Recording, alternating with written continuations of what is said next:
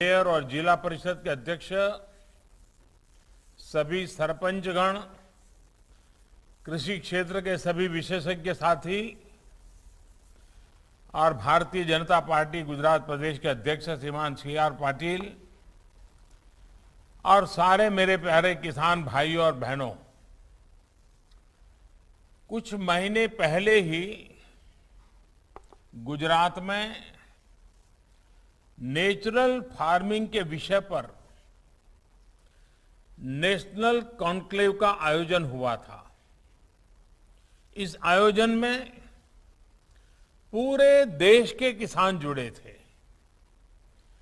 प्राकृतिक खेती को लेकर देश में कितना बड़ा अभियान चल रहा है, इसकी झलक उसमें दिखी थी। आज एक बार फिर सूरत में ये महत्वपूर्ण कार्यक्रम इस बात का प्रतीक है कि गुजरात किस तरह से देश के अमृत संकल्पों को गति दे रहा है। हर ग्राम पंचायत में 75 किसानों को प्राकृतिक खेती से जोड़ने के मिशन में सूरत की सफलता पूरे देश के लिए एक उदाहरण बनने जा रही है। और इसके लिए અને સુરતના લોકોને વિશેષ અભિનંદન, આના માટે સુરતના ખેડૂતોને અભિનંદન, સરકારના સૌ સાથીઓને અભિનંદન। मैं प्राकृतिक कृषि सम्मेलन के इस अवसर पर इस अभियान से जुड़े हर एक व्यक्ति को, अपने सभी किसान साथियों को अनेक अनेक शुभकामनाएं देता हूं। जिन किसान साथियों को, सरपंच साथियों को आज सम्मानित किया, मैं उन्हें भी हार्दिक बधाई देता हूं। અને ખાસ કરીને ખેડૂતોની સાથે સાથે આ સરપંચોની ભૂમિકા પણ બહુ જ વખાણવા જેવી છે। એમણે આ બીડું ઉઠાવ્યું છે અને એટલા માટે આ બધા સરપંચ ભાઈ બહેનો પણ એટલા જ અભિનંદનના અધિકારી છે।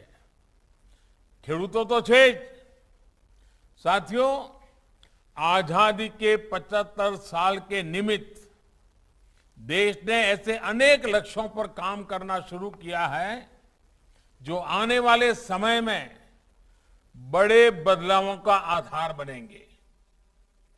अमृत काल में देश की गति प्रगति का आधार सबका प्रयास की वो भावना है जो हमारी इस विकास यात्रा का नेतृत्व कर रही है। विशेष रूप से गांव, गरीब और किसान के लिए जो भी काम हो रहे हैं, उनका नेतृत्व भी देशवासियों और ग्राम पंचायतों को दिया गया है। मैं गुजरात में प्राकृतिक खेती के इस मिशन को लगातार करीब से देख रहा हूं અને પ્રગતિ જોઈને મને ખરેખર આનંદ થાય છે। અને ખાસ કરીને ખેડૂત ભાઈઓ બહેનોએ આ વાતને પોતાના મનમાં ઉતારી છે, દિલથી લીધી છે। એનાથી કોઈ બીજો રૂડો અવસર જ ના હોઈ શકે। सूरत में हर गांव पंचायत में 75 किसानों का चयन करने के लिए ग्राम समिति, तालुका समिति और जिला समिति बनाई गई। गांव स्तर पर टीमें बनाई गई, टीम लीडर बनाए गए, तालुका पर नोडल ऑफिसर्स की जिम्मेदारी दी गई। मुझे बताया गया है कि इस दौरान लगातार ट्रेनिंग प्रोग्राम्स और वर्कशॉप का आयोजन भी किया गया और आज इतने कम समय में 550 से ज्यादा पंचायतों से 40,000 से ज्यादा किसान प्राकृतिक खेती से जुड़ चुके हैं। यानी एक छोटे से इलाके में इतना बड़ा काम, ये बहुत अच्छी शुरुआत है। ये उत्साह जगाने वाली शुरुआत है और इससे हर किसान के दिल में एक भरोसा जगता है। आने वाले समय में आप सभी के प्रयत्नों, आप सभी के अनुभवों से पूरे देश के किसान बहुत कुछ जानेंगे, समझेंगे, सीखेंगे। सूरत से निकला नेचुरल फार्मिंग का मॉडल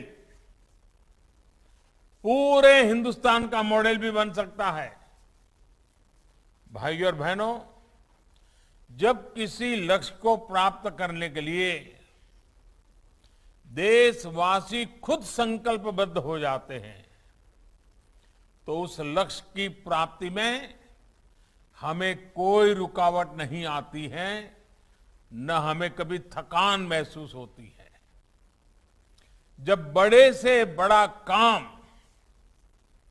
जन भागीदारी ताकत से होता है तो इसकी सफलता खुद देश के लोग सुनिश्चित करते हैं। जल जीवन मिशन का उदाहरण हमारे सामने है। गांव गांव साफ पानी पहुंचाने के लिए इतने बड़े मिशन की जिम्मेदारी देश के गांव और गांव के लोग, गांव में बनी पानी समितियां, यही तो सब लोग संभाल रहे हैं। स्वच्छ भारत जैसा इतना बड़ा अभियान जिसकी तारीफ आज सभी वैश्विक संस्थाएं भी कर रही हैं, उसकी सफलता का भी बड़ा श्रेय हमारे गांवों को है। इसी तरह डिजिटल इंडिया मिशन की असाधारण सफलता भी उन लोगों को देश का जवाब है जो कहते थे गांव में बदलाव लाना आसान नहीं है। ये मन बना लिया था लोगों ने, भाई गांव में तो ऐसे ही जीना है, ऐसे ही गुजारा करना है, गामड़ा में कहीं बदल था नहीं, आऊ मानीन बैठा था। हमारे गांवों ने दिखा दिया है कि गांव न केवल बदलाव ला सकते हैं बल्कि बदलाव का नेतृत्व भी कर सकते हैं। प्राकृतिक खेती को लेकर देश का ये जन आंदोलन भी आने वाले वर्षों में व्यापक रूप से सफल होगा। जो किसान इस बदलाव से जितने जल्दी जुड़ेंगे वो सफलता उतने ही ऊंचे शिखर पर पहुंचेंगे। साथियों, हमारा जीवन, हमारा स्वास्थ्य, हमारा समाज, सबके आधार में हमारी कृषि व्यवस्था ही है। આપણે ત્યાં કહે ને અન્ન એવો ઓડકાર। भारत तो स्वभाव और संस्कृति से कृषि आधारित देश ही रहा है। इसलिए जैसे जैसे हमारा किसान आगे बढ़ेगा, जैसे जैसे हमारी कृषि उन्नत और समृद्ध होगी, वैसे वैसे हमारा देश आगे बढ़ेगा। इस कार्यक्रम के माध्यम से मैं देश के किसानों को फिर एक बात याद दिलाना चाहता हूं।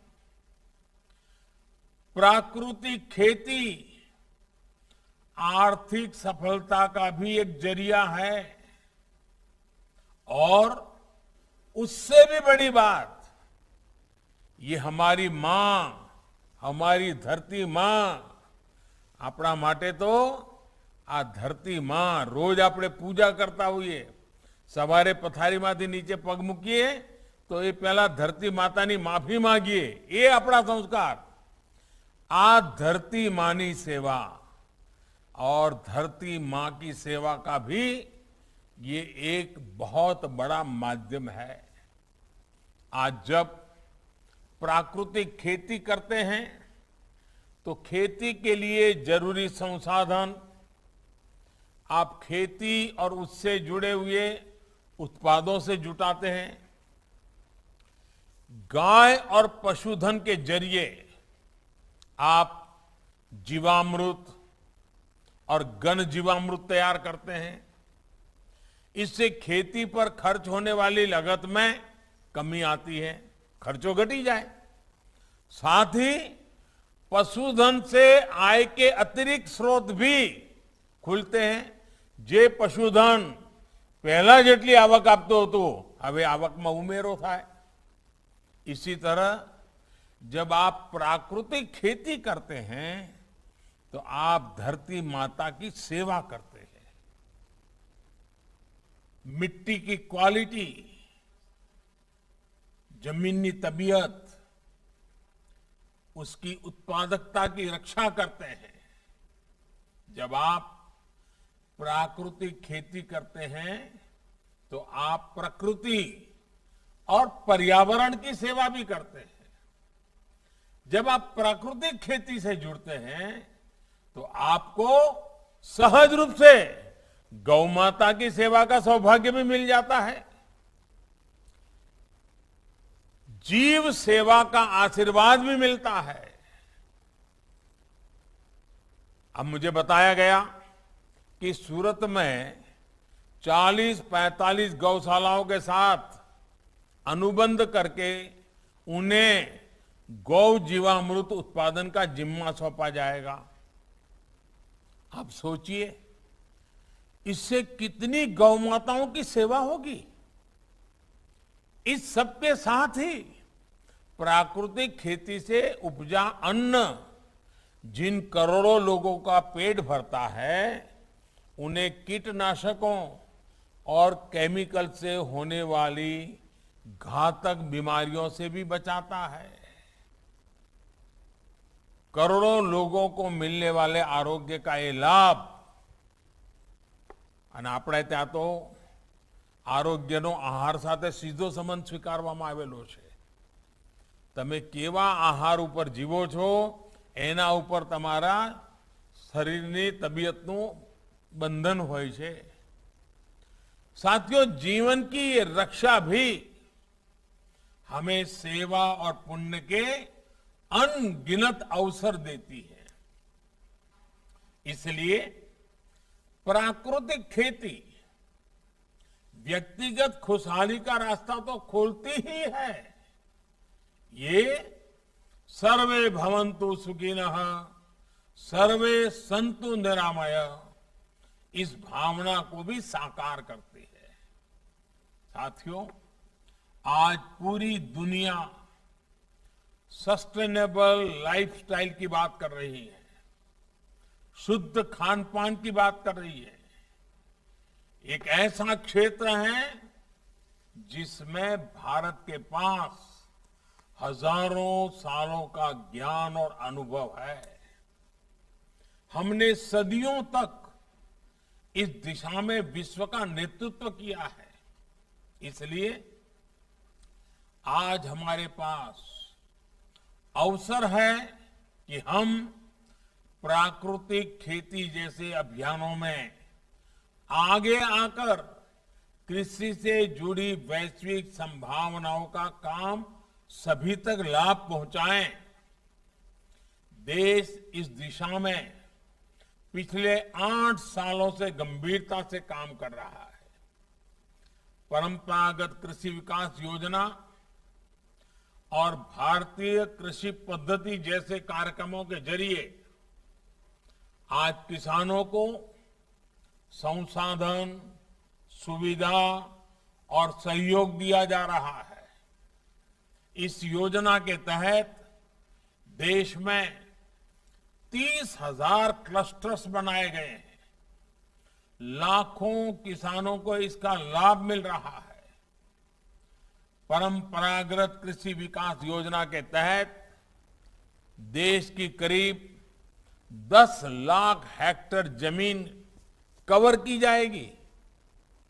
हमने प्राकृतिक खेती के सांस्कृतिक, सामाजिक और इकोलॉजी से जुड़े प्रभावों को देखते हुए इसे नमामि गंगे परियोजना से भी जोड़ा है। प्राकृतिक खेती को प्रमोट करने के लिए आज देश में गंगा के किनारे अलग से अभियान चलाया जा रहा है, कॉरिडोर बनाया जा रहा है। प्राकृतिक खेती की उपज की बाजार में अलग से मांग होती है, उसकी कीमत भी ज्यादा मिलती है। હમણાં હું દાહોદ આવ્યો તો દાહોદ મને બધી અમારી આદિવાસી બહેનો મળી હતી અને એ લોકો પ્રાકૃતિક ખેતી કરે છે.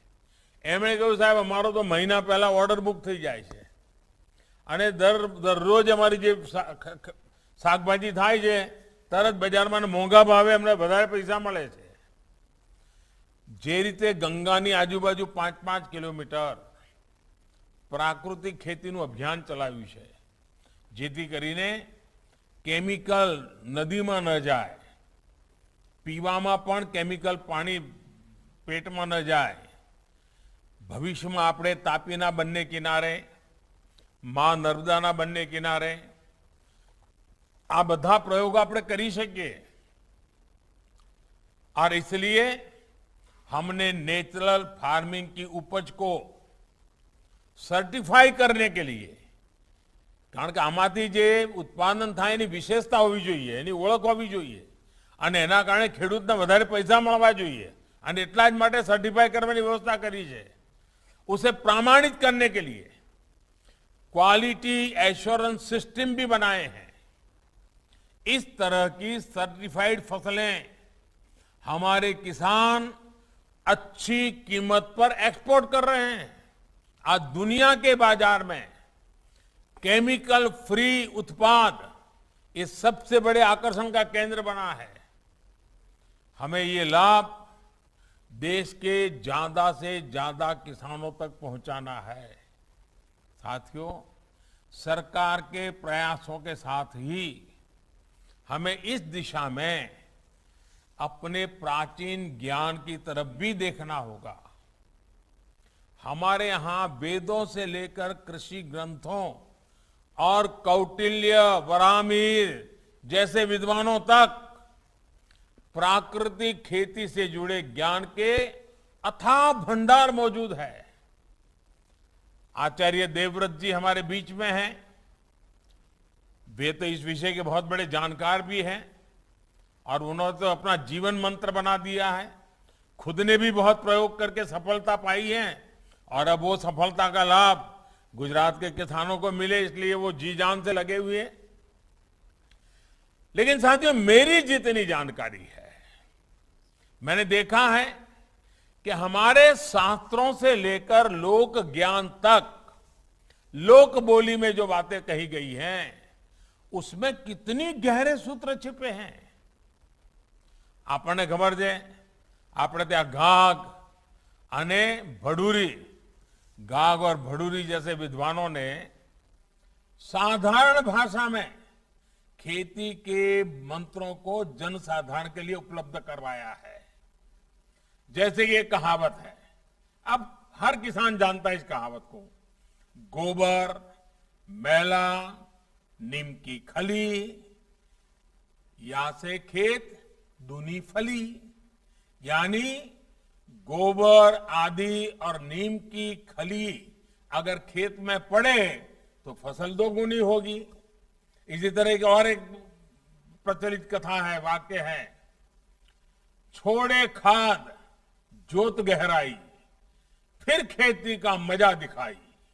यानी खेत में खाद छोड़कर फिर जुताई करने से खेती का मजा दिखाई पड़ता है, उसकी ताकत पता चलती है.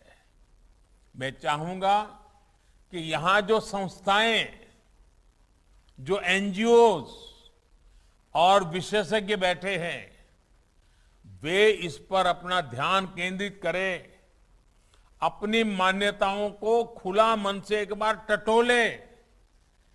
ये पुराने अनुभवों से क्या निकल सकता है, हिम्मत करके आप आगे आइए. वैज्ञानिकों से मेरा विशेष आग्रह है, हम नई नई शोध करें, हमारे उपलब्ध संसाधनों के आधार पर हमारे किसान को ताकतवर कैसे बनाएं, हमारी खेती को अच्छी कैसे बनाएं, हमारी धरती माता को कैसे सुरक्षित रखें। इसके लिए हमारे वैज्ञानिक, हमारे शैक्षिक संस्थाएं वे जिम्मेवारी निभाने के लिए आगे आए।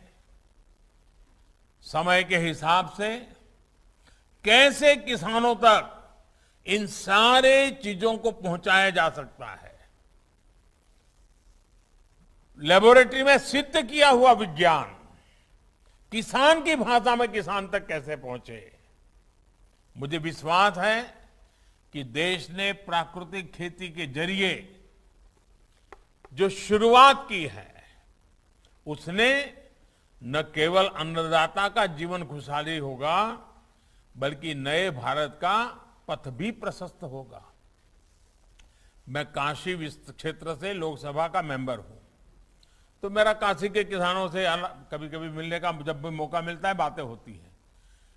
मुझे आनंद होता है, मेरे काशी इलाके के किसान प्राकृतिक खेती के संबंध में काफी कुछ जानकारियां इकट्ठी करते हैं, खुद प्रयोग करते हैं, दिन रात मेहनत करते हैं और उनको लगने लगा है कि अब उनके द्वारा जो पैदावार हुई है वो दुनिया के बाजार में बिकने के लिए तैयार हो गई है।